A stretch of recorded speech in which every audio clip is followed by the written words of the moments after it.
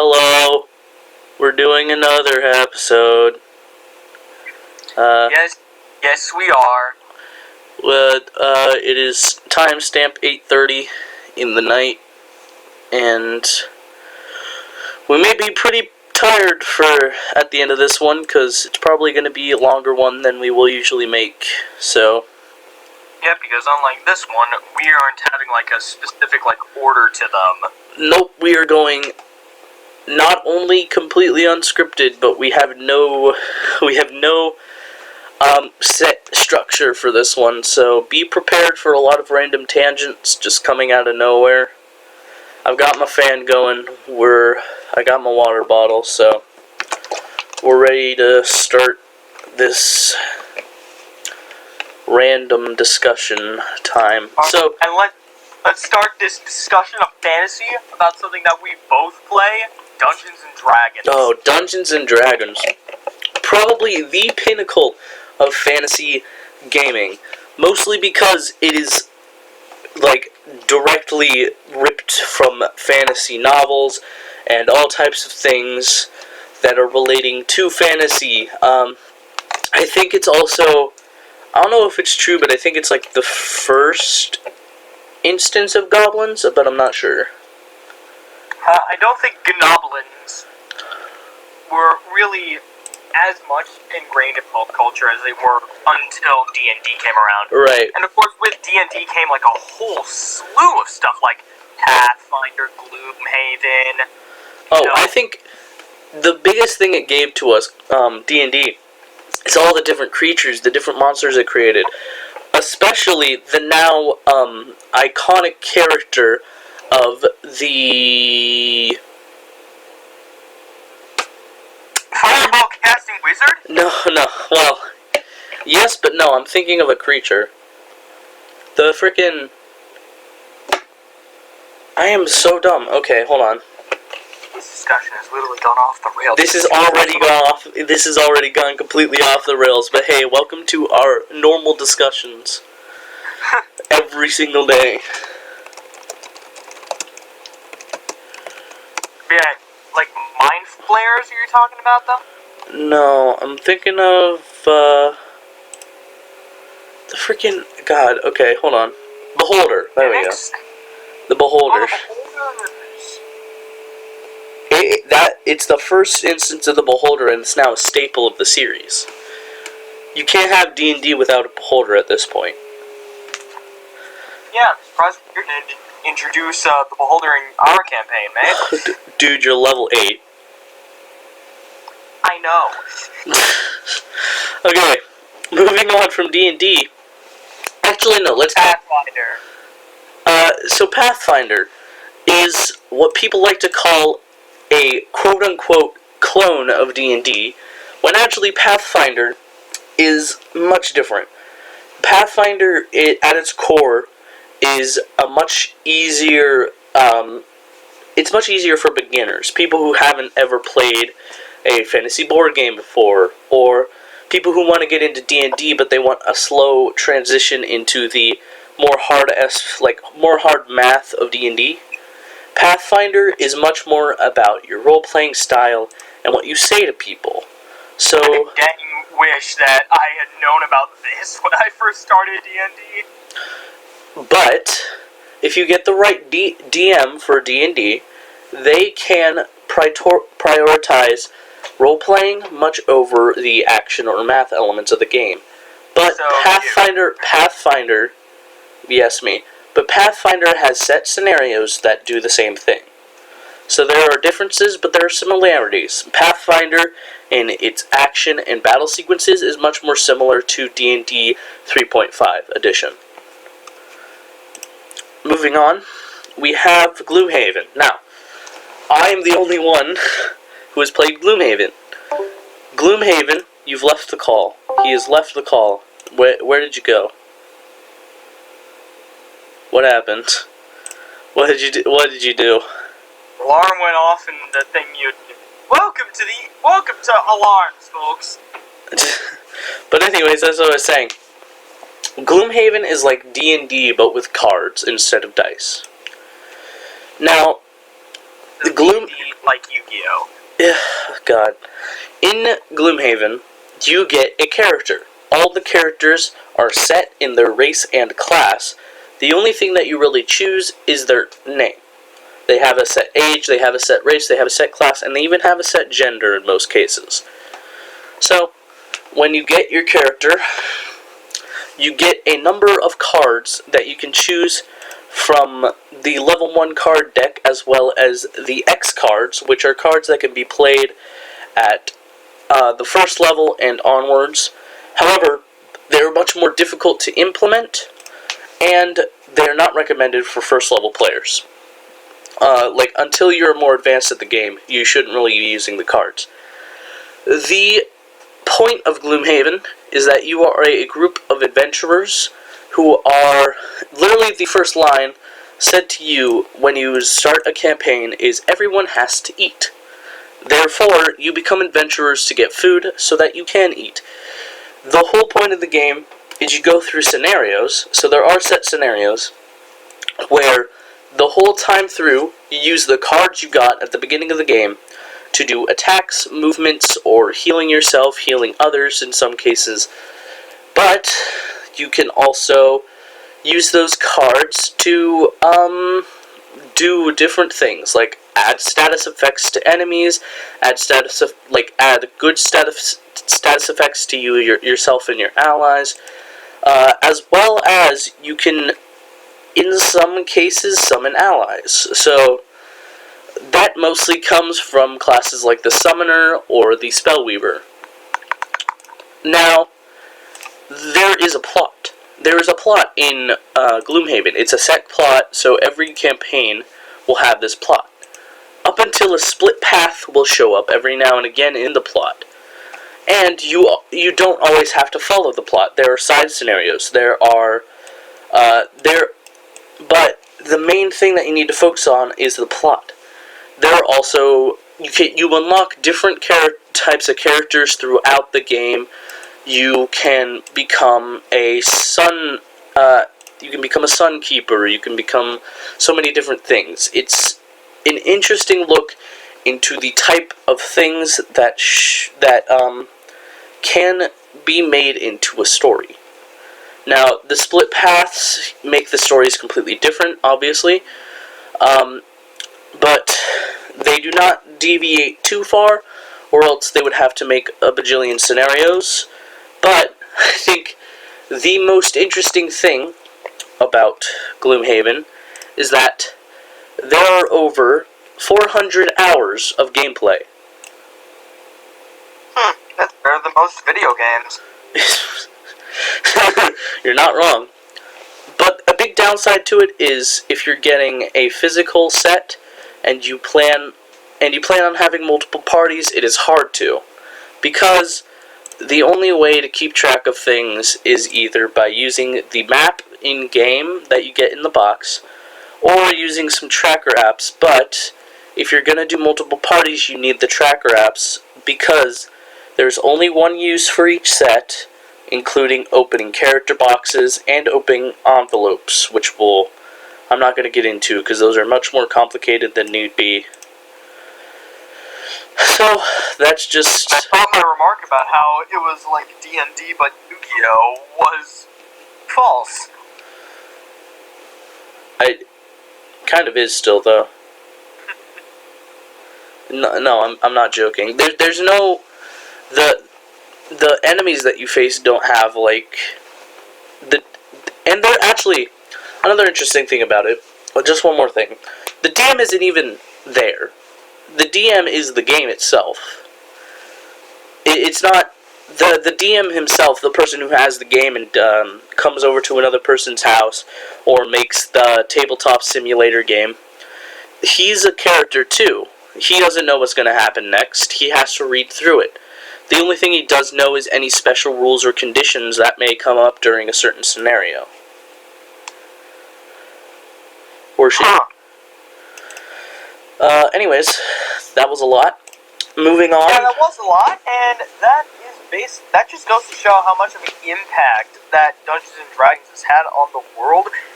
And with that Oh, speaking of... Hold on, one more thing. D&D. Despite being mostly a medieval fantasy game, not only has it sparked up things like a Star Wars book for D&D, but also anime books and freaking One Piece books that just kind of came out of the rudder of people who play the game. That just shows how much that you can actually add to the game without it being much different. Because even with the Star Wars and One Piece stuff added, you're still rolling dice just the same as you would in any normal D&D game. Yep, but with this basically victory over nerds, that came a lot of controversy, especially from evangelicals who decided to think that this game was promoting the devil, like a certain Jack T. chick. Oh, God. Oh, we're going straight to it, aren't we? We're going right to it. Right? Just Do it. nibble Jack T. chick, Jack be writing a pile of... Shites, But, on that one. reviewed by John Tron, and we just said a quote directly from John Tron. Dark Dungeons, originally written by Jack T. Chick, and not recently, but a little while ago, reviewed by John Tron. It became a cult classic in the D&D community as a showing of the amount of reaches that some people make to show that D&D is demonic, I guess. People are insane. But Dark Dungeons, it goes off the chain. The whole point is that two sisters, friends, I don't remember. I think it's just two friends. Two friends, two Christian. Section, and then they become demon lovers. Well, two Christian students go to college, and basically the whole point is that they both go and join this role-playing group, which are shown as the cool kids, which even now isn't true. That's the only thing I like about the book, because I honestly wish it was that way. I wish it was true, dude. I wish. We had such massive parties so we could have giant crossovers between campaigns. Oh, I would love that so much. But for now, it isn't true. Jesus, it's raining outside. Anyways, just now noticed. It's been like that for a few hours. I know. I meant it's still raining. Anyways, yeah. We live in Virginia, that's what it's like. Oh shit, I shouldn't have said that. Oh shit, now they're gonna track us. Now they're gonna track our IPs. FBI, open up. They're gonna track our IPs now. Oh, and that leads us to our sponsor, NordVPN now. Anyways, sponsored by Random VPN. Okay, well. But moving back to Dark Dungeons, this movie, it portrays it as if there's this mistress that oversees the games when really it's just a nerd who wrote a story for everybody. Cough, cough, me. But, it's not demonic. Saying that it's demonic is the most ridiculous thing. Because it's just a bunch of people who want to have fun. And it's like a meme that I saw recently. It just says, hey, how about we let people enjoy what they want to instead of being a dick. I wish more people would take that principle to heart. I wish, dude. But, moving on from that piece of shit, Lord of the Rings. Another POS, The Hobbit. Oh, we're skipping all over the place on our list, but yes, The Hobbit. That's where we're unstructured. Yeah, I guess. The Hobbit. What the fuck can I say about The Hobbit except that it just... Why does it exist? As a bedtime story. As a bed... Yeah, because it'll put you to sleep within the first 10 minutes. No, actually, that was its original intent of the book. Then why make 3 action movies out of it? Because money. Because money. Give us the money, our We want money. Yeah, I think the only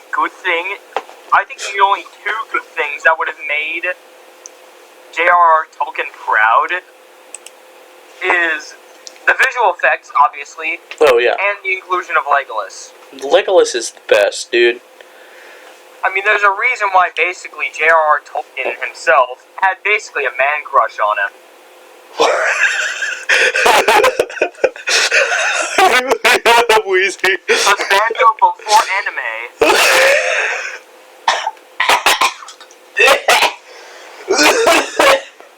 Okay. I think Timothy is broken. I think I am. .exe has been broken. Yeah. But, yeah, Hobbit, they stretched one book into 3 movies.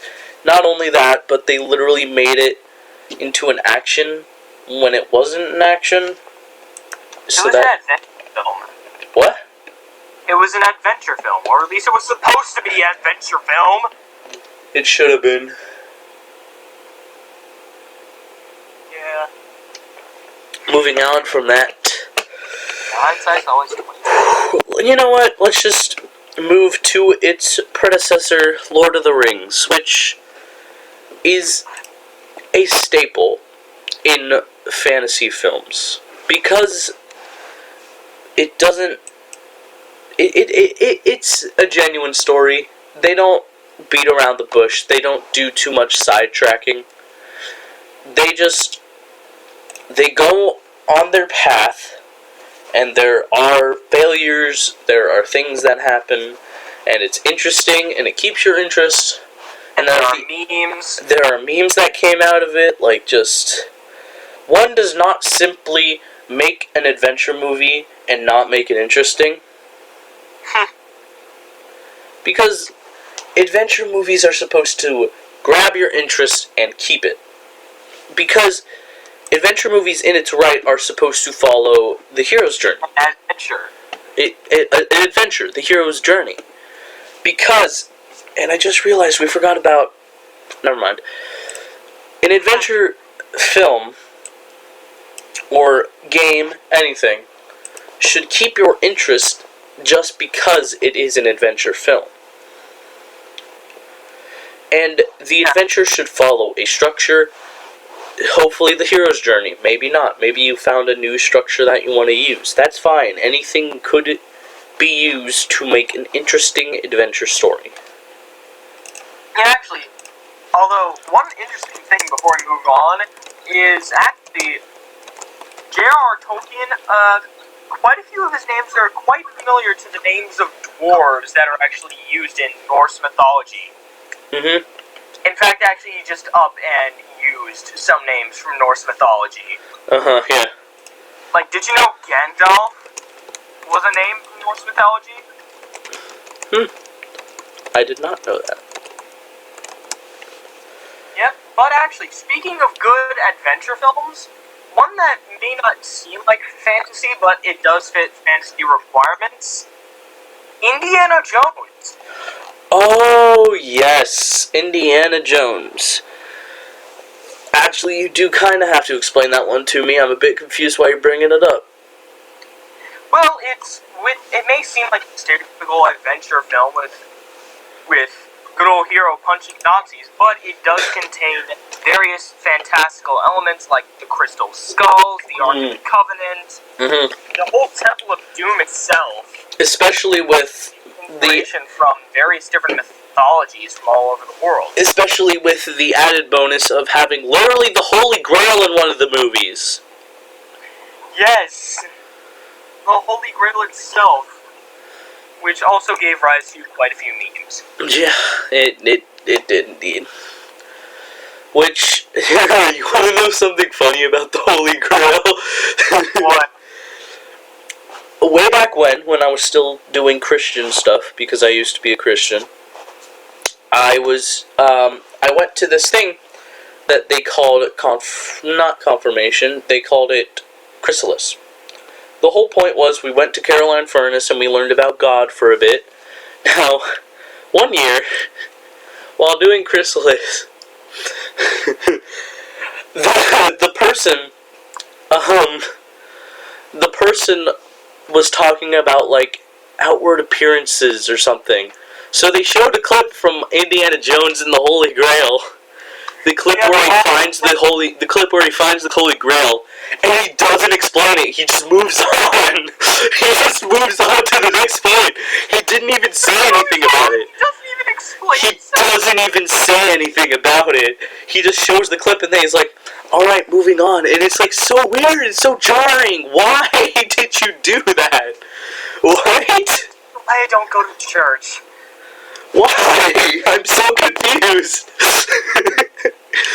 Yeah, but that happened. And I went, it's so weird. It makes sense with the theme you were talking about, but you said nothing. You said nothing. So much of my group was confused. It just reminds me of that, like, meme where it's just like, oh no! Anyway.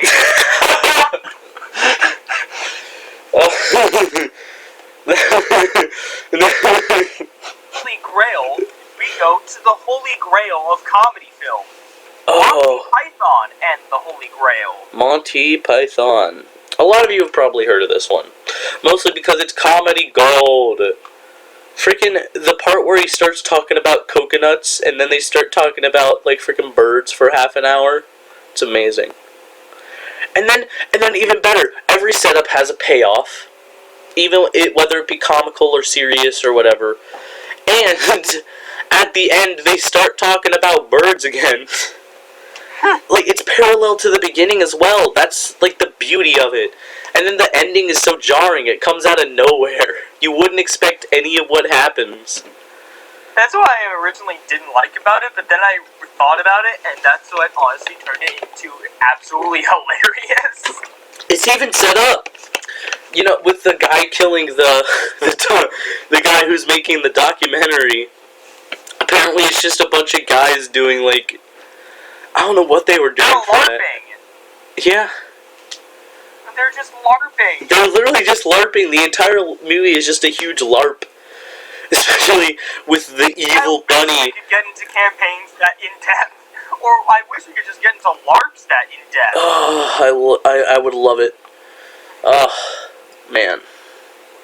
Yeah, but all this talk about the Holy Grail and all that really kind of just makes me go on to a bit of this thing called Merlin and Merlin BBC. Okay, I watched Merlin BBC.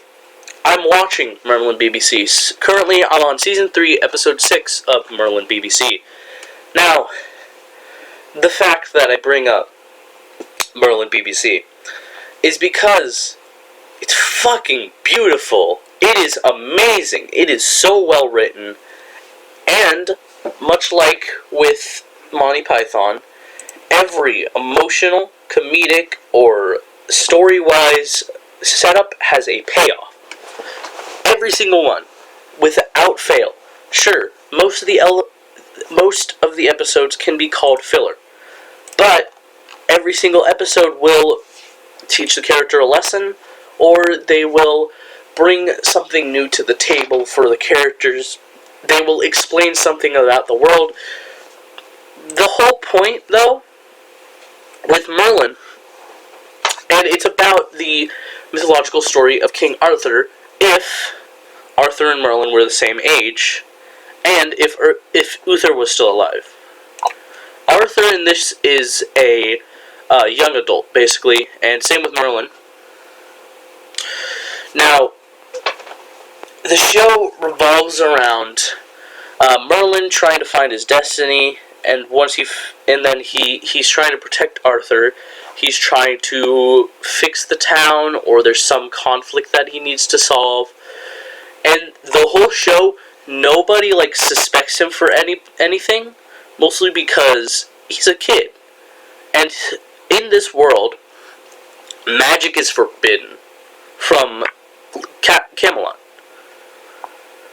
Because, in story-wise, it fits because apparently Uther's wife died because of a sorcerer's actions. There are And that's a setup that I hope at some point will have a payoff of that being solved. Or maybe it wasn't the sorcerer and there's just all these things, and it keeps you guessing until a conclusion happens. And sometimes you wouldn't expect what the conclusion is, and other times you can, but that's completely fine. That happens sometimes. Now, Merlin almost at the end of Season 2, Merlin nearly made me cry. Oh.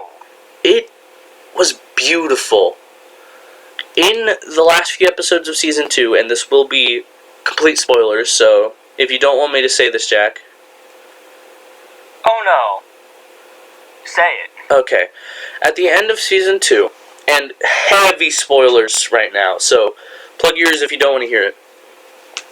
Merlin, who has never met his father. That's a big plot line.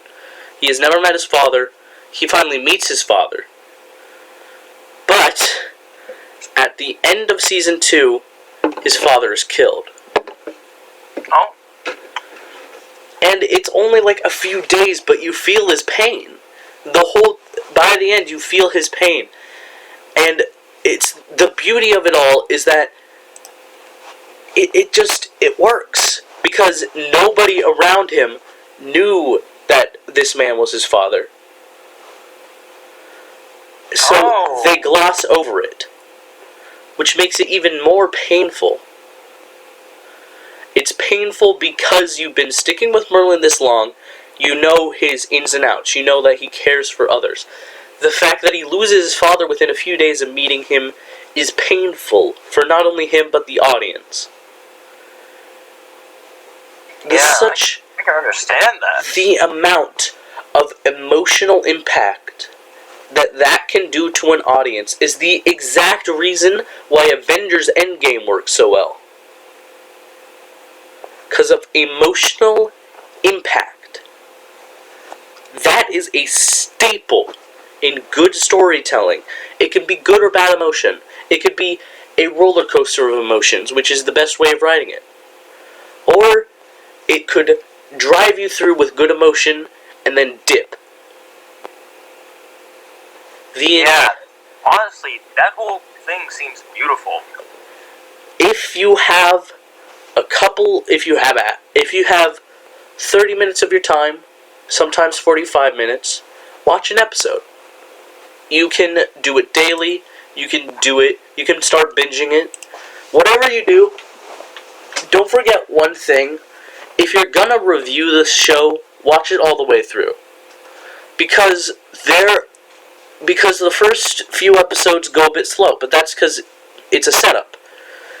And the next few episodes may be payoffs, may set up more things, and then the next few episodes, payoffs, setups. And it keeps going like that. Sometimes there are things within episodes that set up payoff. Sometimes it can span a whole season, set up to payoff. But it never forgets about things that it tells you. And it won't tell you one thing and then contradict itself later, because that would be dumb. It doesn't forget, and it's amazing. Okay, enough about me ranting about Merlin for a second. Yeah, but honestly, I kind of know about another show that actually does stuff like that, except even more beautifully because it doesn't have any restraints with live action. It's completely animated, and it's the adaptation of Castlevania. Alright, I have not seen the show, but I know about the games. I will talk about what I know, and then you can take it over with the story. Castlevania, not only does it take elements, monsters, from many different mythologies, including Mayan, Christian, and at some points it even puts the Chupacabra in there, but... And Medusa. And Medusa, and the Grim Reaper, and I think at some points they even have, like, a few mummies in there. Did they ever have Tutankhamun, like, specifically? I don't know. But they also had, like, Yorick. They also had, like, Yorick from Hamlet, you know, the old soliloquy, "Alas, poor Yorick." I think that was Hamlet. I think that was Hamlet, right? That was Hamlet. That was Hamlet. But yeah, it has so many different mythologies. And the fact is that that is what works, mostly because they've seen things that have worked that way before. Namely, D&D has many things from different mythologies, and that worked well, so Castlevania in that way tries to do the same, and it works, because the different mythologies can blend well together, mostly because human brains have a similar way of thinking with mythologies and different creatures, and there are similar creatures, but that's to be expected, because, you can't have 600 creatures and not have a few, very similar ones. Yeah, but the anime takes what would be like a more basic kind of story that was fit for 8-bit NES games, but takes it to a whole other level, where it turns what would be like a simple game you'd play as a child in the 80s into this dark story for that same child all grown up. Ooh, and wow. Visually, it is stunning with striking, vibrant colors that depict emotions, kind of like how the 5th season of Samurai Jack does, except it's this kind of anime dark story, but it's not dark for the sake of being dark. It's dark like how Joker's dark. Oh, so it's like deeply mature. Yeah, so it's like mentally very serious. It really is. Oh, I'll take note of that. Is it? It gives good maturity and depth to the main character of Castlevania, Simon Belmont. Does it? Is it on Netflix? I think it's a Netflix exclusive, actually. Oh, okay. I'll have to check it out. Yeah, just check it out. It is awesome. Speaking of anime on Netflix, recently added Avatar: The Last Airbender is technically fantasy, despite having more modern elements, namely the entirety of the Fire Nation. But the reason I put it here is because of the main storyline, or the main, I guess, thing that the reason that it's so popular, or in some cases the reason that it's so interesting: bending. Bending, in a way, is a manipulation of elements, kind of like how wizards or sorcerers in other fantasy media would manipulate elements. Now, the difference is, of course, the Avatar, or Aang in this case, but there are also Avatar Roku, and I think Kyoshi at some point makes an appearance around book 1, I think somewhere around, I think it's somewhere at the beginning of chapter 2, but yeah, it mixes elements. So, if we explain it in this way, the air nomads represent monks. They represent monastic traditions down to isolating themselves from the outside world. The water tribes represent African living, I suppose, or more like Native American living, or yeah, because the Southern Water Tribe definitely has more Inuit influence. Yeah, and then it also has stuff pulled from kind of more Alaskan traditions with igloos and all that. And then the Northern Water Tribe acts more like, I don't know, I can make a slight comparison to Venice with its amount of water travel that travels through the city, but it's much more like a city. It acts like a city. It's definitely taking that kind of Renaissance Italy kind of style with it. Right. Especially with its architecture and its penis hair, but I like nice. Shyamalan, you idiot.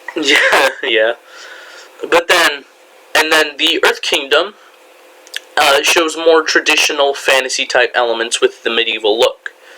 The Earth Kingdom, the one that is most well known, I think, is Omashu. Oh, never mind. Omashu, overseen by King Bumi. That takes much more medieval links. Barring, of course, the amount of the shoots even. They aren't mechanical in any way. They just use earthbending to slide. They just slide down to package out. Yeah, but can we discuss Ba Sing Se for a moment? Because honestly, Ooh, Ba Sing Se looks kind of like Beijing in some sort of ways. I will agree with that. Yes, I agree with that very much. It does resemble. But then let's discuss like the last of the nations. Oh, the Fire Nation. Don't I wouldn't call them all nations because they have specific names: the Air Nomads, the Water Tribes, the Earth Kingdom, and the Fire Nation. Fire, the fire section of the world is more of a nation, mostly because the word nation. I'm not sure the exact definition, but it connects more to a modern era, which is what the Fire Nation kind of represents: a more modern looking type thing, especially with its use of boats, things with tracks in them, much more mechanical, mostly because the industrial parts of it as well. Yes, mostly because of its use of steam and fire as a source of energy, instead of any other source of energy. Of course, the whole thing with the Fire Nation attacking even fits that, because more modern countries, more urban countries, more industrial countries would attack the type of countries that are shown. Basically, mostly the USA, I will not lie, would attack those types of countries. For example, the attack on Ba Sing Se, and it's looking like a Beijing, is, I think, intentional in that kind of way. And then, yeah, except the U.S. would be a lot more subtle about it. The U.S. would be much as subtle because for some reason the CIA doesn't know how to do its job. Yeah, no, it really doesn't. But yeah, the whole. Let's not discuss politics. But yeah, let's. But yeah, it's like it even attacks like we attacked African tribes. We have attacked. I guess it's kind of. I guess we could connect it to America, but any big industrial country would be that way, where it will attack smaller countries or less industrial countries. Actually, the design language actually kind of reminds me more of Imperial Japan more than anything. I guess, yeah, it was created in Japan. The show was created in Japan, so I would not be surprised by that. Yeah, but let's move on to another anime, shall we? Oh boy. Yes. Tim has been dreading this moment. I thought you were talking about the other one we listed, but okay. Yeah, Tim has been utterly dreading this moment. I'm just gonna We're talking about JoJo. I'm just gonna go for a minute. I'm gonna fill up my water bottle. Just go off, I guess. So yes, I get to discuss by myself JoJo's Bizarre Adventure. Now, Tim absolutely despises the show, mainly because he has ruined expectations due to the fact that, well, it's overhyped, basically. It is so beyond overhyped that it's not even funny anymore. But the thing is, if you get past all the hype, all of the memes, all of that, it still, in the end, is a good story. Like from Phantom Blood, which has the most kind of fantasy elements with vampires and more Victorian literature, where it has a kind of slow burn feel to it, which is why many people consider it boring. But it also does have good characters that are also very vibrant, which that vibrancy leads to memes. And then part 2 comes along, and then takes more Aztec influence and a bit more industrial influence, Nazis, but in the end it still keeps a What kind the heck? I walk into my room, I walk back into the room, and I just hear, Nazis! Yeah, because... Are you still talking about JoJo? Yep, yes, it's still about JoJo. What in the... Okay, I think... One of Part 2's main antagonists is a Nazi. What in... I can't... Even makes a salute. I can't with the show. I can't... I don't understand anything. God, I need This is like... why people get turned off from the show. I need like 5 gallons of water. No, I need like 5 gallons of bleach. But yeah, all the while it still maintains fantastical elements, which it kind of gets away from in Part 4 after, Dio dies. And then... What? Dio's the best character. Yeah, but he dies because he's a bad guy. I don't... But like, he's the meme. I know, but he's a meme because he's evil! I don't care. I want to keep talking about Avatar.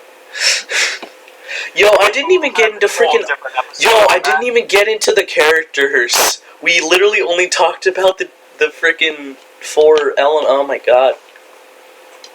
Yeah, let's just say we'll do a separate episode on Avatar. Yeah, let's do that. Discuss, but let's continue JoJo. Oh god. But yeah, basically, there are always fantastical elements to it. Like on Part 7, Jesus tells JoJo to kill the president. Jesus? Yep, in Part 7, it takes place in cowboy times, and people are searching for Jesus' body parts in the Old West. That reminds me of a story in another mythology where... Actually, I think it was still Christian mythology, where... No, I think it was another... never mind.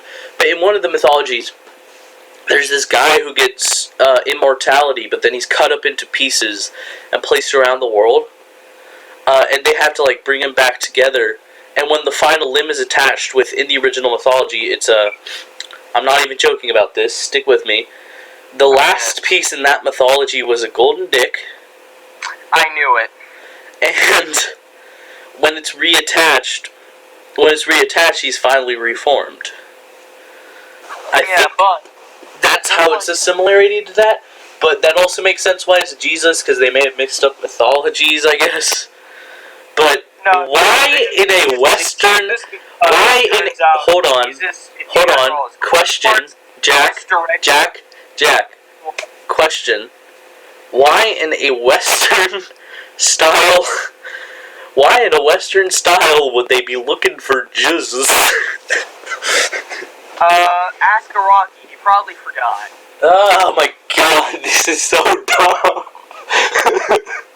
It's dumb, but its appeal is basically its characters. Oh. And that's the last I'll talk about JoJo till about next episode. Okay, well, hold up. I'm just kidding.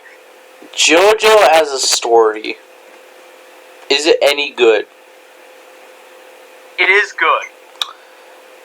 I don't want to watch it, but I might have to review it later. It's best to read it, because it's a manga. Oh, thank God there's a manga. Thank God. Okay, well, moving on from suffering. Even more suffering. Twilight. No, we're not doing that one yet. Please, no. I can't take it right now. Can we talk about Harry Potter? No, let's do Harry Potter, please. I beg you. Please.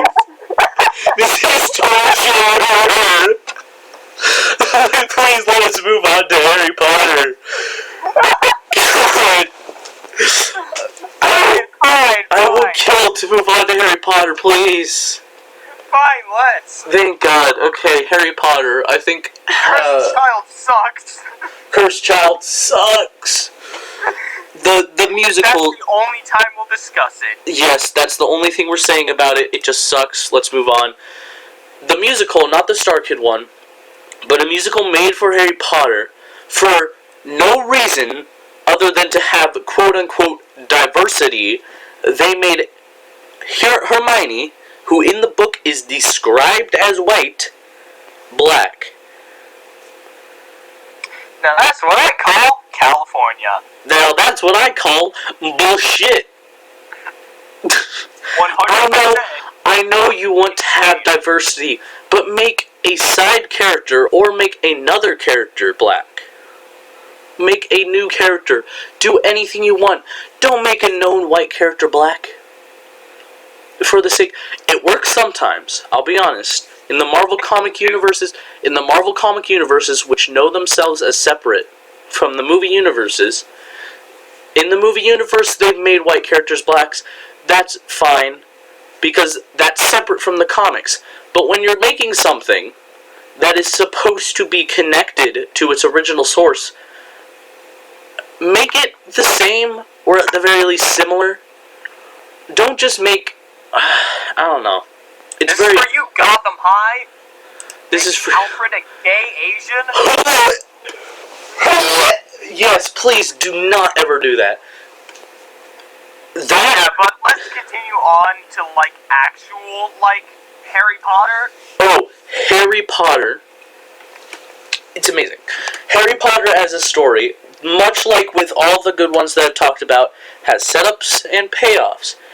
Any of the movies that have filler parts, all those parts can be explained why it happened later. Especially when it comes down to learning spells and potions, because those can help later.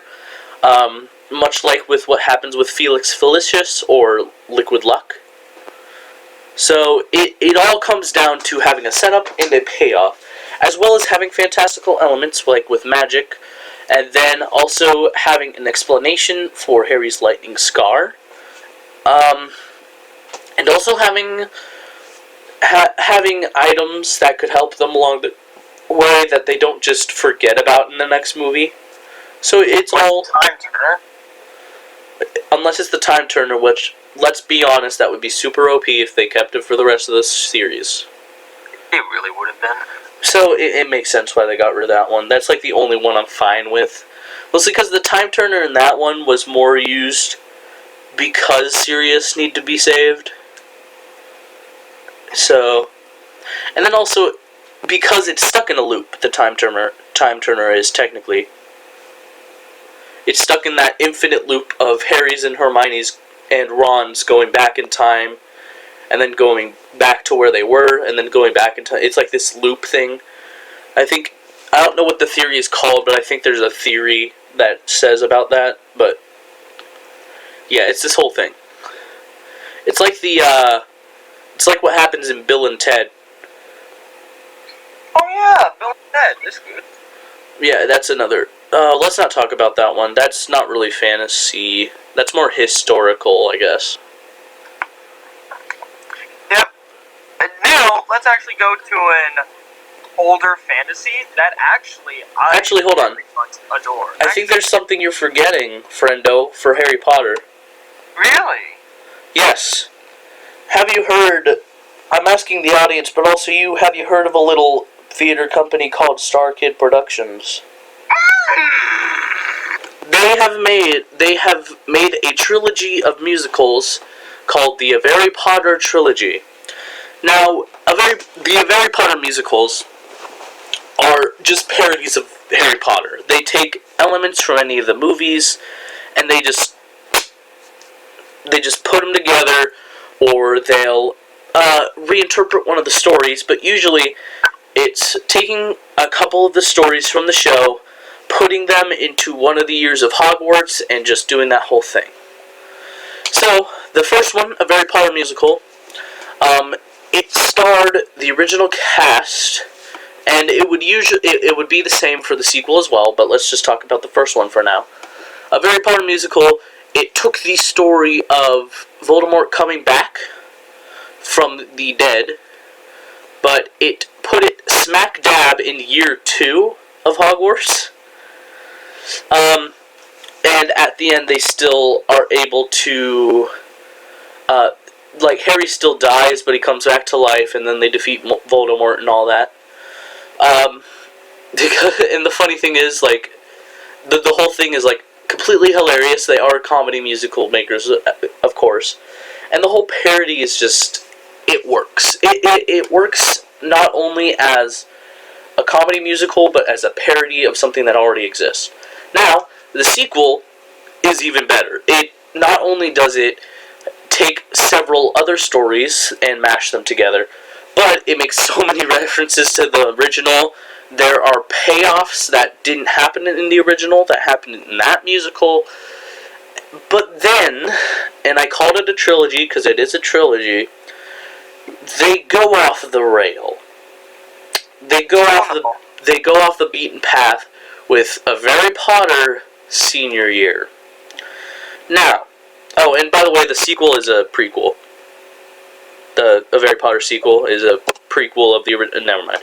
A Harry Potter Senior Year is not very good, in my opinion.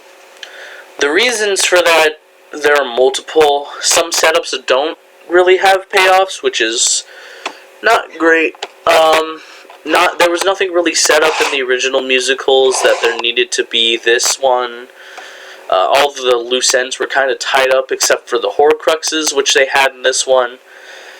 Sometimes they have, and it was like they did a staged reading of it, but it's the only version of the musical they put out. And it was at this thing called LeakyCon, which is a play on Leaky Cauldron, where it's just a bunch of Harry Potter fans doing this convention, and it's the only staged reading or staged anything they did of that musical. That was a problem with it. They should have done the full version later, but with a lot of the problems also come from the script and the fact that there were little to no references to the last two. There wasn't really any connections that they made between the stories that they told in that one.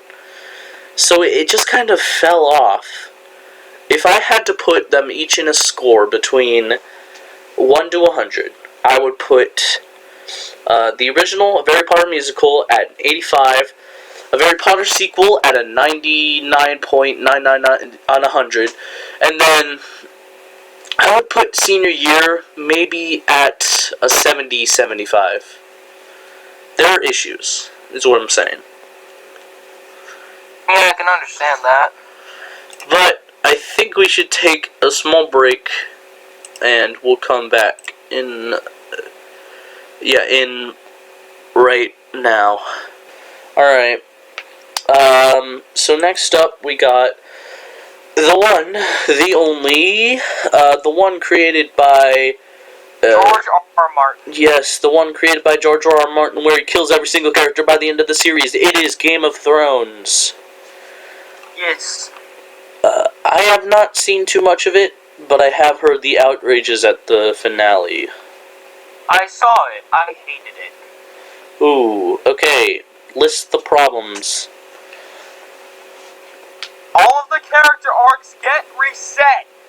What? And why? Backwards. No, that's not how you do character. Yeah, Mr. Lannister, Peter Dinklage. Peter Dinklage is the greatest. Why would they do that? To free the place. But no, he just decides to go back to his wife, and then they die literally by falling rocks. What the Okay, that's a huge problem. You don't just kill off... You don't just kill off Peter Dinklage by falling rocks. And then, you know Daenerys, right? Yeah. The one with 1,000 names? Yes, she's supposed to be this amazing hero, or heroine, who is supposed to free the slaves, and supposed to free the slaves from captivity. Instead, one of her dragons dies, she goes mad, and burns a city full of innocent people. What the Okay, that's where the outrage... That's where the outrage came from. I heard about that, and I'm just like... And then also, Jon Snow? Oh, boy, yep. The meme character. He was supposed to claim the Iron Throne. It was foreshadowed throughout the whole series. And then, at the end, he goes back into exile. And then his crippled, cousin or something takes the throne. What the fuck? Okay, you maybe listen, HBO, You may be making a fantasy series, but make it make sense. I mean, come on! It What makes... the heck? What are you doing, HBO? This isn't how you... I'm not even sure... I actually think it's more George R. R. Martin's fault, because I think that's in the original... No, it's Is not. it? Yeah, the final 3 seasons, completely without his control, because they have run out of book material to use. Oh my god. Just wait for George R. R. Martin to get books out. What Just book! And if not, filler! No, if not, then ask George R. R. what his plans were. You don't just make something up. That's the worst way to do an adaptation. Come on. Although I actually believe that George R. R. actually just, like, ended the series at the 5th book. How did it end there? I don't know exactly, but I could be wrong on it. Okay, well, that's not... Then just end the series. Don't continue it. If the person who made the book wanted to end it there, then just end it there. There shouldn't... You know what would have made more sense? What? Instead of that, all the good stuff happens. There's like all the character arcs gain resolution, and that's all good. Yeah, the payoff, like I've been saying, payoffs to setups. You gotta pay off your setups. And if you don't do it, there will be outrage. It's like the classic Chekhov's gun, where... No, it's like the new Star Wars sequels. There were setups to things that never get resolved, and that made people mad. And there were setups to other setups that were meant to contradict the other setups. There were things that are never explained in those movies. And let's actually move to talking about Star Wars, which we have listed. Because, okay, so let's start with the sequels, which were bad. The prequels, which were a bit better, and then let's talk about the original, which is the greatest. Okay, the sequels. They're bad, like, objectively. From a story standpoint, from... Even the audience reaction was horrible. The people who made the movie are like, oh, people just don't like it because it's a girl. No!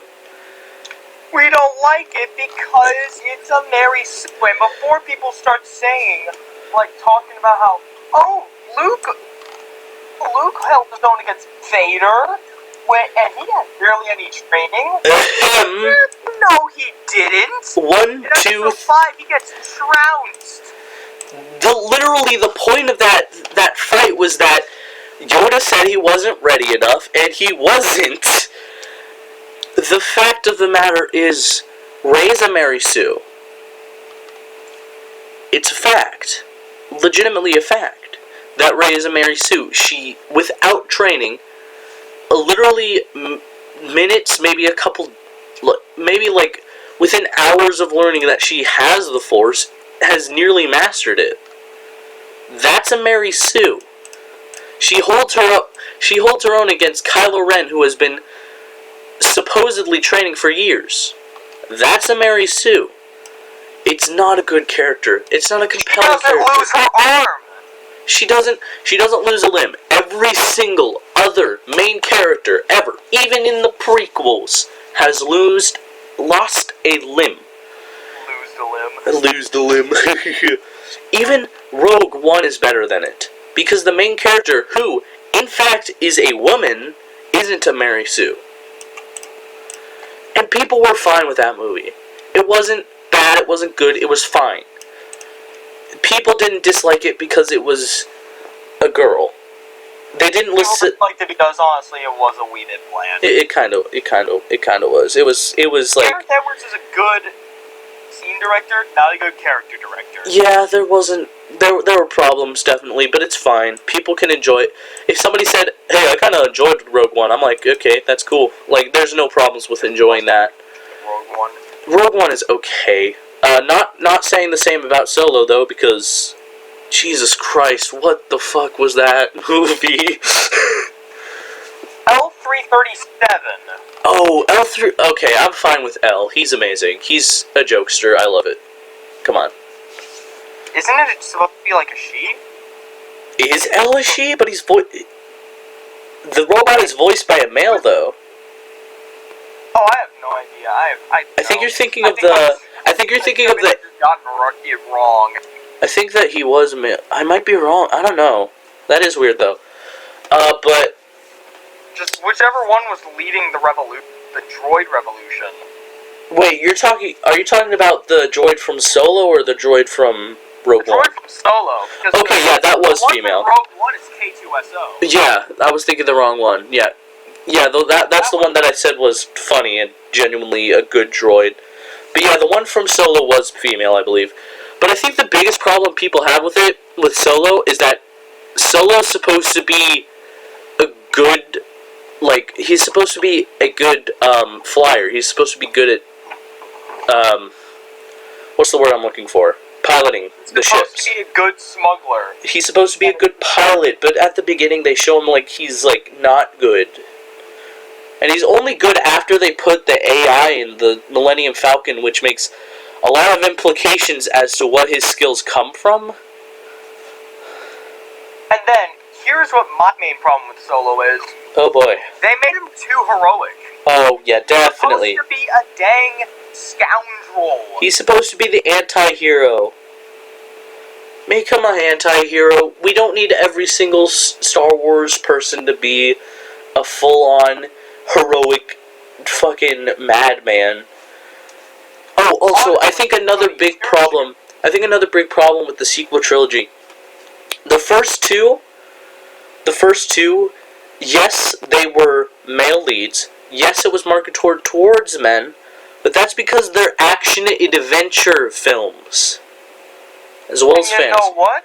Even then, girls liked it. Girls still enjoyed it. There were still things that could... there are issues, of course. There are always issues. But the fact is that they are action-adventure films, which is generally, I won't say for all girls that this isn't appealing to them, but generally it is more appealing towards men than women. The problem with the sequels is that they market towards women. They lose their original audience. That's an issue. They don't make it about an action-adventure that's about growing, that, like, in the original, it's about coming of age, or in the prequels, it's the same thing, but it doesn't work for that character, Anakin. Actually, I think that for the prequels, it was meant more as like a Macbeth style. Oh yeah, that could also be it. Especially with the ending. It still didn't do well because it was like not the greatest, but still, the ending scene of Episode 3 with Darth Vader, I think that's when it was, where Darth Vader's like, no, that's like a good scene. I like that. Yeah. I like that. That was a good one. That was I applaud him for that one, but like, it jumped around a lot. And then like I think one of the episodes starts with like a whole discussion, like a discussion table where they're talking about trade deals or some shit. That is literally Episode 1. The first time I watched that, I was like, no, I can't do this, and I went to listen to... I went and looked at memes on my phone, and then I was like, oh, there's a bunch of prequel memes in here. I should finish those movies. It's bad. It's not good. It doesn't start as an action-adventure, but it does become one, so it's fine. But, and this is a big, big but, the sequels do not become an action adventure. They have feelings. They have like things that would be in an action adventure, but it doesn't have a hero's journey. It doesn't have some like concrete goal with a time like a time limit on it. The only time they do that is with the whole thing with the Final Order, but then it's just kind of lame. Final Order. Freaking Dude, like, the entirety of Palpatine in the last one, oh my god. Freaking, when Ren, like, is like, I will kill you, and Palpatine's just like, I've died before. That kills all stakes. That kills all continuity, and not only that, but it kills any tension. Like, if they're gonna pull a miraculous escape like that, what else won't they do? And like half... The worst offender of it is the fact that Palpatine is alive. Yeah, freaking... And the only explanation they give, and we've joked about this all the time on their own, but the only explanation they give is, the dark side of a force is a path to many abilities, which some may consider unnatural. It's so They just dumb. did a meme for the sake of a meme, and that's disgusting. Well, I mean, if it was implemented correctly, people would laugh. That would be funny. It would be a cool little reference to the originals, but it isn't that. It's just there for the sake of being there, and then when Kylo Ren literally, like, threatens him, he's just like, I've died before. What? So what? They did clone him. That's like the only explanation they give for why he's alive. But that's never set up. Literally taken the original expanded universe version of Palpatine returning, and they put it in here, even though they were trying to distance themselves from the old expanded universe. It's so ridiculous. And the most ridiculous thing is, they had one director on for the first one, and that one was fine. But then they brought in a new director who just burned it to the ground, and then the first director came back, slammed that guy into the floor, and then tried to bring back all the things that the other guy destroyed already. And it comes out of nowhere. Yeah, and while many people blame just the different directors, and remember that I blame... all three had different directors, but they all had the same creative vision. Unlike the sequels. Yeah. I don't understand any of what they chose to do for the sequels. In the first movie, I was fine with it. The whole thing with Luke Saber calling her, that's fine. Like, that can happen. I'm sure it can be explained somehow. But they don't explain it. It's just... and then the person's like, the Force is calling you. The big-eyed, orange, wrinkly person. Yeah, Kanata, that's her name. Yeah, the Yoda riff... No, I'm just joking. I'm just joking, no. She's not a Yoda riff-off, to be honest.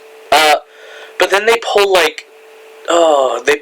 so many characters from the originals to the sequels for the last movie. Palpatine, Lando, literally Anakin and Obi-Wan have, like, a vocal role at the end when she's like, I'm all the Jedi. They're literally ripping off of Avengers Endgame at that point. It's like the freaking ending where she's like, where the villain's like, I am all the Sith. And then, Rey's like, I am all the Jedi. Well, I am all the Jedi. It's literally ripping off, I am inevitable. And then he fails, and then Iron Man's like, and I am Iron Man. Which works more, because that's a reference. The reason that doesn't work is because Avengers Endgame set it up for 20 movies. 21 if you count Captain Marvel, which I do not.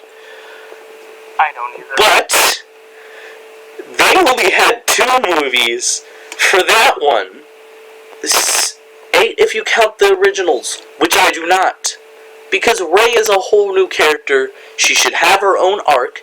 She should have flaws. She doesn't. Another Mary Sue thing about her. And she should have consequences. Which, again, she doesn't.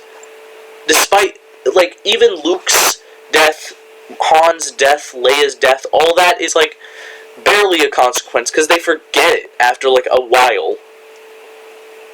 It's so dumb. It really because I'm starting to get embarrassed. I couldn't. There's a reason why. I believe that Disney is dead, and there's only a lifeless husk being controlled by the greed of California. I'll be honest. There's one thing good to come out from Star Wars Disney: The Mandalorian. But that's because they brought in Jon Favreau, who loves Star Wars, Taika Waititi, who loves Star Wars, and so many other directors, actors, so many other people who have seen Star Wars, love Star Wars, know the lore behind Star Wars. They worked with, instead of just keeping him to the wayside, they worked with George Lucas for that show. That's the reason why Mandalorian is so good. IG-11, great character with an arc, mind you.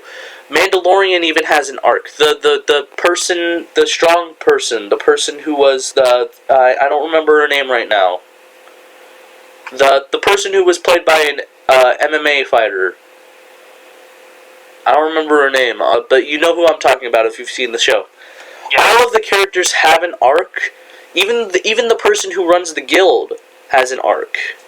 It all fits. It's all there. The only person without an arc is the child, as they call him, but it's really just Baby Yoda at this point. And that's because it literally is a child. They shouldn't have an arc because they're a child. Not even a child, a flipping infant. Literally an infant. And they exist not only for comic relief, but for something for the Mandalorian to think about, to reflect on, to protect. It's good because it has an arc, but I think the biggest issue with the Mandalorian, and this isn't even an issue with the Mandalorian, but the stuff surrounding the Mandalorian, is once we finally got something that resembled more the originals, where it was an action-adventure, and even the originals were supposed to be a space western, so it's so cool that the Mandalorian was one. But I think the biggest thing to come out of it was the amount of people, mostly feminine, like radical feminists, being like super angry that they had a male lead. What? Just because some guy has a just because they have a Y chromosome doesn't make them the Antichrist. And just because they have 2 X chromosomes doesn't make them Jesus. It shouldn't be this way. It shouldn't be that when it's a female, it's the greatest thing in the world, and when it's a male, it's horrible, throw it in the trash. That's not how it works. We should really tell that to the creators of Charlie's Angels. Shouldn't it be... Wasn't it Martin Luther that said, I have a dream that my children will be judged not by the color of the skin, but by the merit of their, by the content of their character. Exactly. Yeah. So why, then, are we not only judging people based on their skin color, with all the people saying cis white males this, cis white males that, but by their gender, their sexuality, how they identify themselves? Why are we judging them off that and not by what they accomplish? The reason Wonder Woman did so well is because it didn't focus on that. There were good men, good women, bad women, especially with Dr. Poison, who was literally killing people for the sake of killing people. These are all fine things to do. And that's why Wonder Woman did so well, is because it focused not on the gender of the character, but by the story they wanted to tell. That's why Captain Marvel did so badly, because it focused more on gender than the story that they should have told. That's why Black Widow is hopefully going to do so well, because they will not focus on her being a woman, because she's literally trained in a place that's fully comprised of women. Please, man, we got off on a tangent. Please, Marvel, do not ruin Black Widow. Please. Okay, off of the tangent about Marvel and Disney. I am so mad about this. I'll be honest, I could go on points about it for days, but let's keep going. Let's talk about Elder Scrolls. Time for some fantasy with a little bit more levity. Super Mario. Oh, okay. Super Mario. what can we say about Super Mario? Well, it does take elements from medieval worlds at some point, specifically the castles and some of the other more interesting things, like the fact that it's a big dragon that you're fighting. So Yeah, and heck, the Bowser level in Mario Odyssey is based steeped full of Japanese. ancient Japanese culture. Yeah. But, like, oh, Mario Odyssey, wow, what a mix of cultures and timelines. Like, they have the steampunk type forest level, they have the dinosaur grass level, they have the sand theme, which is based on Egyptian stuff, they have... They got the donk. They got the donk. They got New Donk City, which is based off of the modern world. They've got Cloud Kingdom, which is literally just a cloud. They have the what was it? It's not the Lost Kingdom because that's the island, but the Destroyed Kingdom, the black one with the dragon in it, the literal dragon. You know, the really realistic dragon that looks like it's part of Game of Thrones. Yes, the dragon. I think it's called. Oh, it's the Ruined Kingdom. And it's like medieval Europe. And that's like, yeah, it's like medieval, but like ruinous medieval. And it's just so cool because they mix all these different styles, but it works so well in the context of the game. And then, like, with the originals, like Super Mario Bros., that was taking most of its stuff from just, like, the ways that they format how it looks. And then they moved on to, like, Super Mario Galaxy, which has all the different worlds. Oh, and it also brought about the best music it brought about the best theme in any Mario game, Gusty Gardens Galaxy. I'm just putting that out there. Don't at me. It's the best. I'm probably gonna at you when this video's uploaded. Well, but come on, man. It's great. It follows the greatest of musical tropes, which is having repetition but not making it super stiff. Like, there's still differences. There's a video by 8-Bit Music Fury about it if you want to watch that. Just look up 8-Bit Music Fury Gusty Gardens. Should come up. But moving on from Mario, let's talk about another Nintendo game, Breath of the Wild. Breath of the Wild. That's some wild breathing. Yes. Just, yes. Yes, it is. You're scaring me, too. But yeah. I'm an adult. Yeah, but Legend of Zelda is very much just the typical RPG fantasy. Except done really well. Except done very well. Like, King's Quest style very well. Which I just realized we forgot to put up here.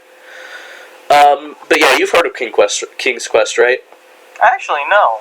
Oh, it was this old 8-bit game that had an open world. I think it was one of the first open world games where you had to... It's just... And it's framed as a story of a king telling her granddaughter the story of how he became king. And basically you play through this story, making choices and doing, like, having, like... But it still follows the same storyline. You still have to do, like, the specific things that you need to do. But wait a second. Isn't that the one where JonTron covered the third game? Where everybody moved really darn slow? Maybe? I'm not sure. I don't think so. You'll have to show me that video later, and I'll say in the description or something whether or not that's true. But, yeah, King's Quest was like, it was an 8-bit game. It got a revival recently, where it was more 3D and using polygonal, like good polygonal 3D. So, not even polygonal. It's like modern day 3D game. See, it came from King's Quest V. It was King's Quest V. I don't know. I haven't. I've only played Chapter 1 so far. So, I don't know. It might be true. I'm not sure if it is or not. But moving away from that, let's talk about two super hard games. Dark Souls and Dragon's Lair. Oh boy. Let's start with the earliest one. Don Bluth's masterpiece, Dragon's Quest. Dragon's Quest? What? I meant, like, Dragon's Lair. Shoot. I got confused with a different game. I'm sorry. Nice. Yeah, I thought Dragon's Quest was that game that, like, normalized using slimes as the first enemy. Yeah. Dragon's Lair. Dragon's Lair is one of the games played by the Game Grumps that, like, legitimately made them rage. But it's like a quick time event game, but before quick time event games were a thing, like, it's literally an arcade game. It was an old school arcade game. But the fact of the matter is, they created, like, all these animations and all these possible failures for the game. But people hadn't heard of that. It's all hand-drawn. Which is incredible. Like, how?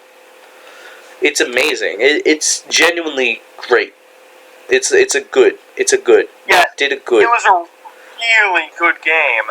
And then the nerd covered the SNES port where you die by walking into a door. Nice. Yeah, but it's like, literally, that's what happens. He walks forward, hits a door, turns into a skeleton. yeah, nice. But like, it's this whole thing where you're doing quick time events to try and rescue this girl from the dragon, of course, which is why it's called Dragon's Lair. And there are so many different possibilities for what rooms you could go through, and I think only like a few people have ever like truly beaten the game, because you only have one life, I believe, in the original. Either one or three, I can't tell. I think it's 3, actually. But yeah, in the original, you get 3 lives, but it's super hard. Like, it's extremely difficult to actually nail it each time. So I think only, like, a few people, maybe a few hundred people, have ever actually defeated it. Not even Aaron and Dan could defeat it in their Game Grumps episode. But, man, it's just difficult from what I've seen. Extremely so.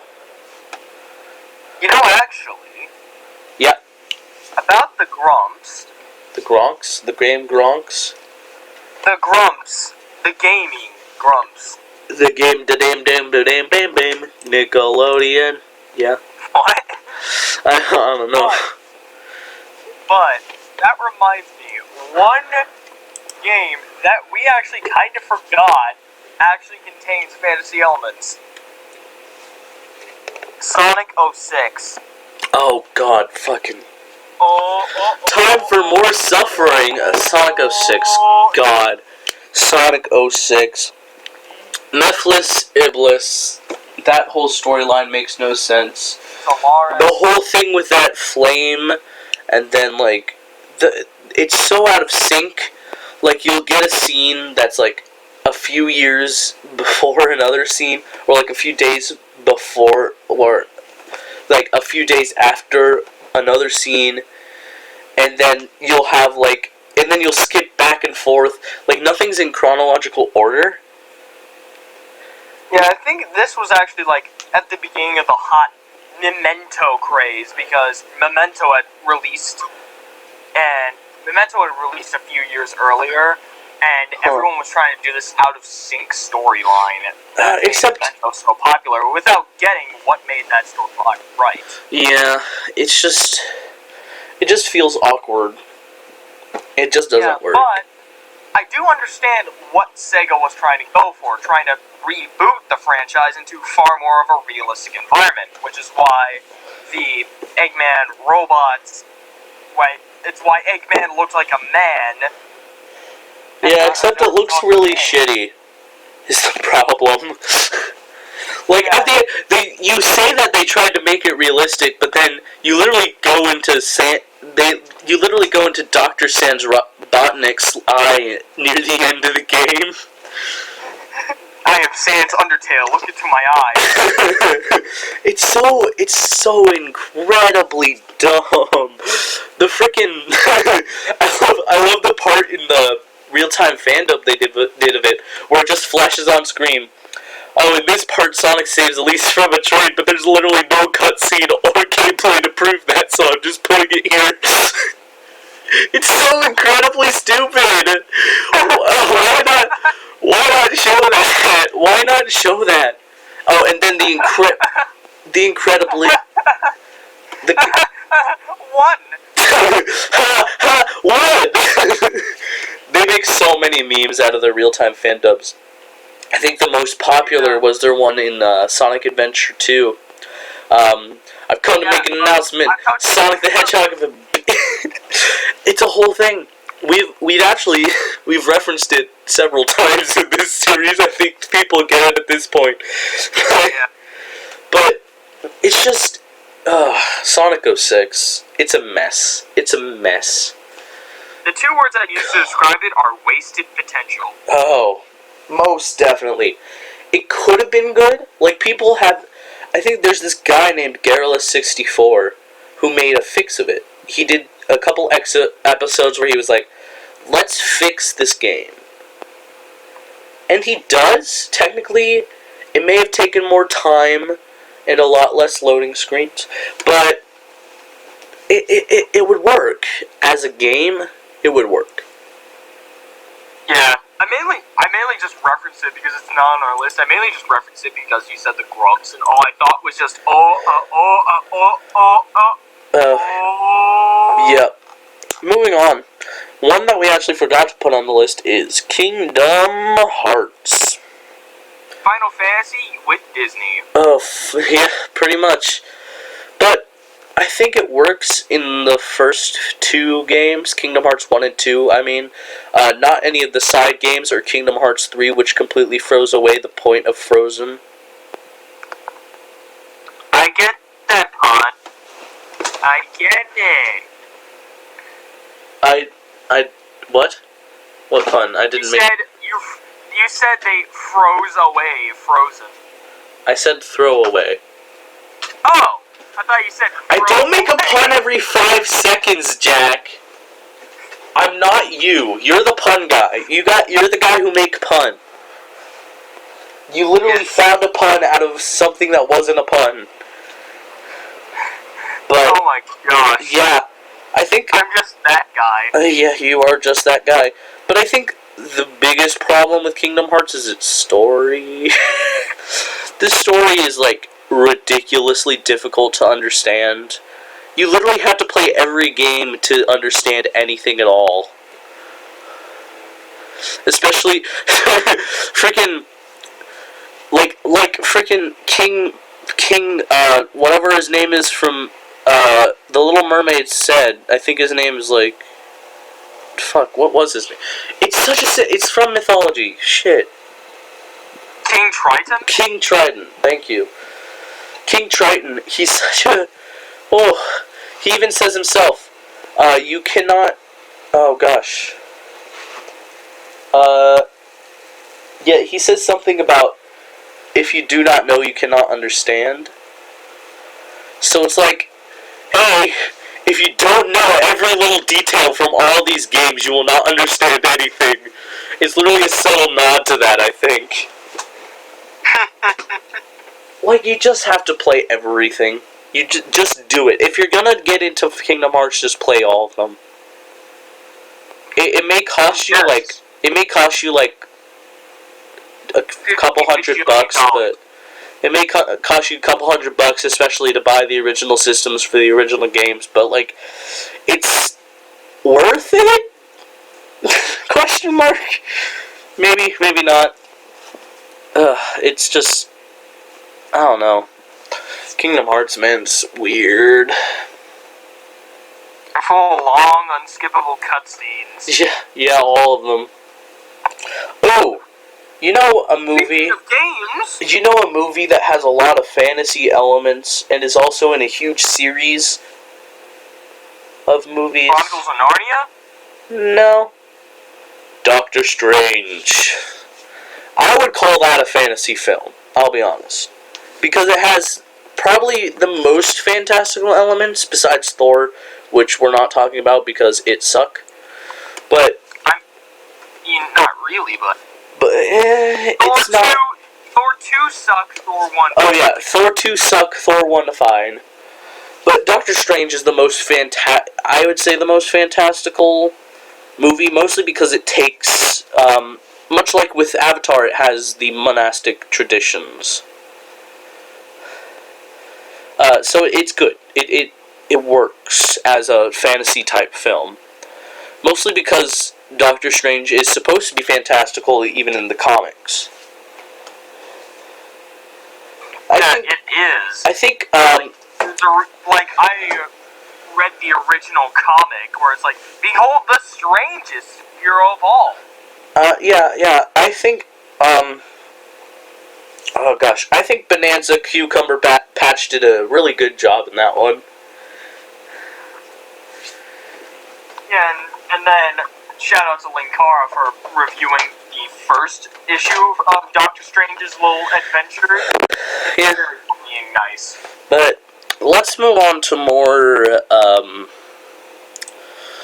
things that might be relevant. We have 4 MMO games here. Let's just go through them all.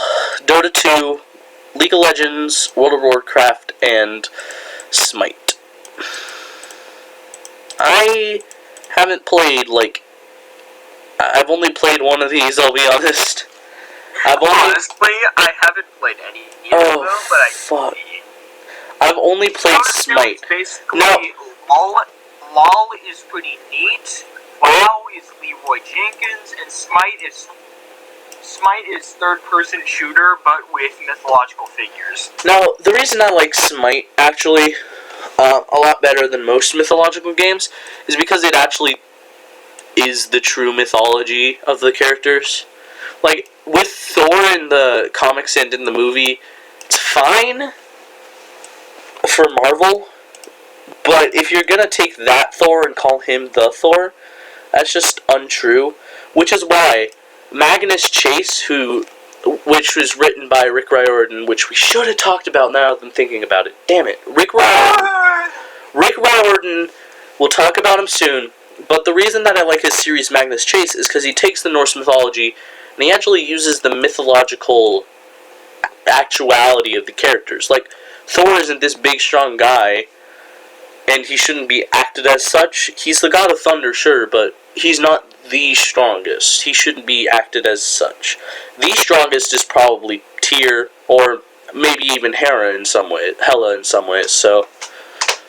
You said Hera. Yeah, Hera is the Greek god. I'm sorry. I'm very tired right now. But yeah, and they act Loki as if he actually is a trickster god, which they do actually show Loki in his usual form with the thorned helmets. That's not a thing that actually is in the original mythology. He usually wears more, oh gosh, as a trickster god, he wouldn't usually wear that kind of flashy stuff. That's not what a trickster god does. A trickster god, in its most... Also, I think something interesting about that, Hela, in the actual mythology, I'm not joking, is Loki's son or daughter. You think I'm joking, but I'm not. In the original mythology, I'm pretty sure... No, I am 100% sure, not only Hela, but also Fenrir the Wolf, who is also in Thor Ragnarok, is also a underling of Loki. So, kind of weird that they made Hela the sister in the Marvel. It's just... It will probably make it a bit odd. Yeah, it might. And also, I just realized I'm not going to put it on screen, but I misspelled Mandalorian when I wrote it down here. I said Mandalorian. I forgot the N, so it's just Mandalorian.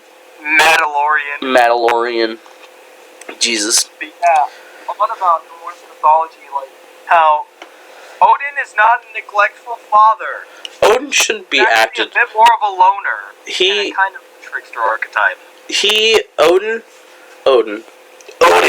I like how they portray him in Magnus Chase.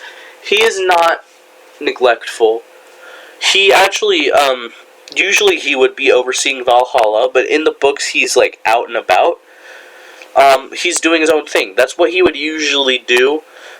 He wouldn't go out and bang women like frickin' Zeus would. Fuck Zeus. But he would actually go out and try to help, like, I think he would usually try to help mortals, or at the very least Vikings, Norse Vikings, or at least that was the mythology behind it. But Odin as a character is supposed to be overseeing Valhalla and would not be neglectful of his actions unless he had a good reason to be. Like if there was something going on.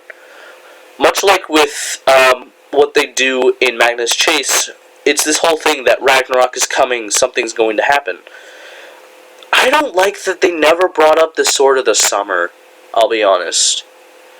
It makes sense in the context of the movie Thor Ragnarok that they wouldn't have it because that's just another thing to keep track of. But maybe that would be the MacGuffin instead of the Fire Lord's helmet. What was his name again? I think it's like oh god. I don't remember at the moment. I'm not going to worry about it.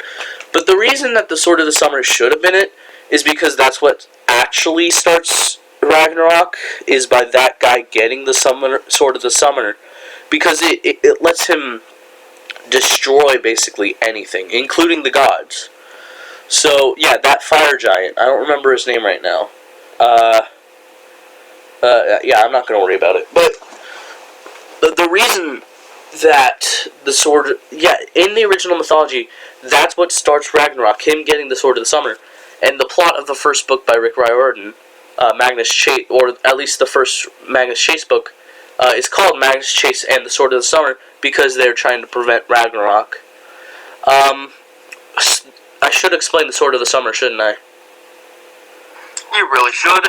Okay, the Sword of the Summer is the weapon of the nature god Frey, who is, and it's basically this sword that he kept until he fell in love with a ice giant, and wanted to sit on Odin's throne to find her. He was actually doing it to find his sister Freya, who is another god of nature, I believe. They have different jobs, but they're both basically gods of nature. But he was trying to look for his sister, but what he found is this female ice giant that he fell in love with. But to sit on Odin's throne, there's a price, so he gave up the Sword of the Summer. And it's ironic, because in the mythology, during Ragnarok, it's the weapon he's killed with, basically. So... ironic. Very ironic. So, I don't really like that they used the helmet instead of the Sword of the Summer, but I also understand, because there's a lot more to be explained. But at the same time, it doesn't really need to be, if I'm being honest. Because they only really take a few pages to, not even a few pages, like a few sentences even, to explain that in the book, Magnus Chase, but it's not really a thing that needs to be explained, just keep Big Fire Giant from getting the Sword of the Summer, or not, depending on what your ending wants to be, which obviously at the end of Thor Ragnarok occurs. But yeah, there's this whole thing. It's a big problem with that. That's the problem I have with the Thor films, is that they don't really pull from the original mythology, except for the characters, which is an issue. Like, except for the whole Hela thing, I will explain. I'm fine with, like, changing the characters' relations if it really has to fit a theme. But Hela would not want to indict Ragnarok, I guess. And she was never like under Odin. She never wielded Thor's hammer. She actually just oversees the she actually just oversees Helheim, or the underworld, basically. So I don't know why they had to make her into. She is the god of death, basically, but more like an overseer of the people who have died than really a person who kills people. So I don't know. I've gone off on a tangent, but that's just how these conversations go. That's usually just conversations in general. Let's move on to WoW. Wow. Yes, World of Warcraft. No. 1, 2, 3.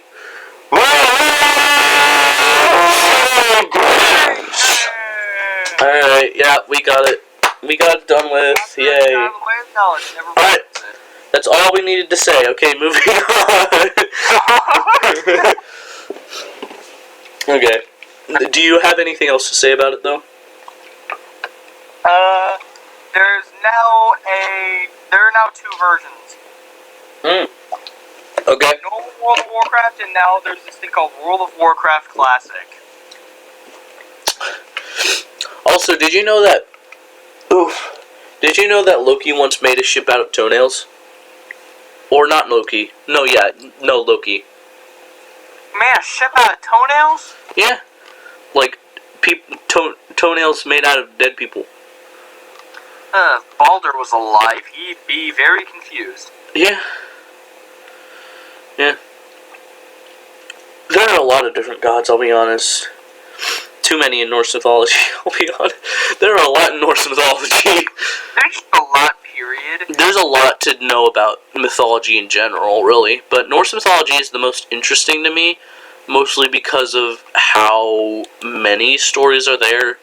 Greek mythology, sure, that works, but half of the stories in Greek mythology are Zeus banging women, so I don't know.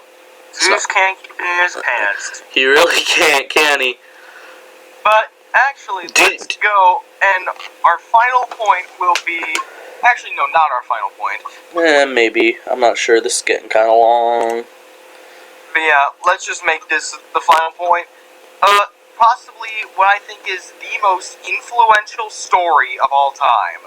Alright. Journey to the West. I'll be honest, man, I never heard of it. It's an ancient Chinese story about a group of people that go from the east to the west to deliver Buddhist scrolls that will absolve people of any sin. And it involves a horse that can turn into a dragon, a water demon, a stone monkey named Sun Wukong, who would actually go on to be the inspiration for Goku. Oh, wow, okay. A shape-shifting pig. Actually, no, not a shape-shifting pig, but a pig demon with a rake that steals souls.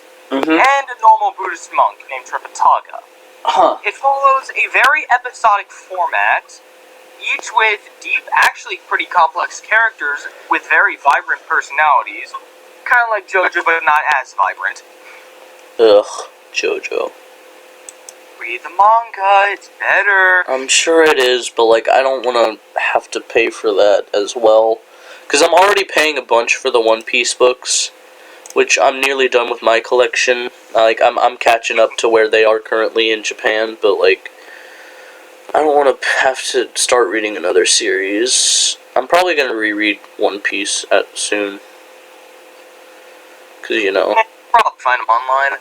But, as I was saying, the reason Journey to the West has characters that actually, like, symbolize different parts of the human body is basically a journey to enlightenment. But the reason why it's so influential is because the character archetypes introduced, like the noble monk, the uber-powerful yet kind of dim-witted warrior, that one person that never does anything even though they have super cool powers. Hold up, this is sounding an awful lot like Avatar now. Say those again, one more time. The noble three... monk. Okay. Badass dimwit. Okay. Cowardly, comic relief. Oh, wow, okay. Yeah, that's how influential this story is. Listen. You said so. You're talking. Okay, so there's 3 characters that kind of fit what you've already said. So Aang kind of fits the monk. What's his name? Sokka kind of fits not only the warrior, the badass idiot, but also the cowardly one. And then Toph fits the one that doesn't really do anything but has cool powers. This isn't okay. Yeah, you are correct about this. I applaud you for this one. And it's also highly episodic stories, which means that different plot elements might carry into another, but they aren't. But you can skip around chapters. Wait, they literally call it a chapter? Yeah, there are different chapters in each, and it's basically a very episodic feel. Oh my god, this is literally I can see so many parallels to Avatar at this point. Not just Avatar, but other anime like One Piece, I'm sure. Dragon Ball. That's how influential this is, because this is basically the first shonen anime. Nice. I'm sure there's a lot that could probably be connected to that. Man, that is a good one to end on. I'll be honest. Wow. The most influential story of all time, in my opinion. Yeah, that's insane. I'll be honest. But wow. Okay, so this was a longer one than we'll probably usually make. We're at 46 minutes right now, or 1 hour 46 minutes. That is. Wow. Timestamp 10:20. I am pretty tired right now. Probably gonna end it here. There are a couple things we didn't get to, but that happens. That's gonna happen forever. The ones that we didn't get into, I'm gonna list them off. Are we never really we never really got into Dark Souls. We didn't get into Twilight, thank God. We didn't get into we didn't get into Gallivant. We didn't get into Goblin Slayer, which is another anime, I believe. And we never got into really any of the Disney movies. We kind of did with the Star Wars stuff, but not really. But we're too tired at this point, and I think that's a good place to mark the end of that one. Thank you once again for joining us on our ranty, kinda shitty podcast, and we'll see you the next time. And as we always say, remember, there was no war at Ba Sing Se. See you next. There are no live-action Avatar movies at Ba Sing Se. There are no Star Wars sequels at Ba Sing Se. And we will see you guys in the next one. Be good people. Please stay safe. Please stay safe. And we will see you for the next one. And as the Odd Ones Out would say, wear your seatbelt.